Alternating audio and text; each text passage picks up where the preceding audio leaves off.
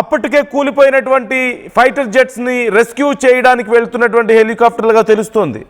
పైలట్ను సురక్షితంగా ఇప్పటికే రెస్క్యూ చేశామని ఒక్క అమెరికన్ కూడా చనిపోలేదు అంటూ రెండు ఫైటర్ జెట్స్ని కూల్చివేసిన నేపథ్యంలో ఆ రెండు ఫైటర్ జెట్స్కి సంబంధించిన పైలట్స్ని మేము సేఫ్గా రెస్క్యూ చేశామని అమెరికా ప్రకటించుకున్న నేపథ్యంలో మరోవైపు ఇదిగో మేము రెండు బ్లాక్ హాక్ హెలికాప్టర్లను కూల్చేసామంటూ ఇరాన్ ప్రకటించుకోవడంతో ట్రంప్కి ఒక్కసారిగా షాక్ తగిలినట్లయింది. బ్లాక్ హాక్ హెలికాప్టర్లు ప్రపంచంలోనే మోస్ట్ పవర్ఫుల్ వార్స్లో ఉపయోగించేటువంటి హెలికాప్టర్స్గా వీటిని చెప్తూ ఉంటారు. Most eligible and strong helicopters ఇవి, కాస్ట్లీ కూడా.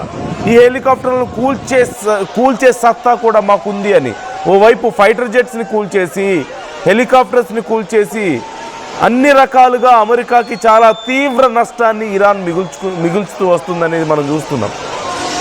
ఇక మరోవైపు ట్రంప్ ప్రతీకారంతో రగిలిపోతూ ఏం చేయాలో అర్థం కాక పచ్చి బూతులతో ఇరాన్ని తిడుతూ కొన్ని పోస్టులు చేయడాన్ని మనం చూస్తున్నాం. ఈ నేపథ్యంలోనే రేపు ఇక ఇరాన్ మీద వీటన్నిటికీ ప్రతీకారం తీర్చుకునే ఆలోచనలో ట్రంప్ ఉన్నట్లుగా కనపడుతుంది. ఈ నేపథ్యంలోనే ఇప్పుడు ఒక పోస్ట్ చేయడాన్ని మీరు చూసారు. ఆర్టీవీ ఇప్పటికే మీకు చాలా క్లియర్గా ఆ పోస్ట్ని కూడా చూపించింది.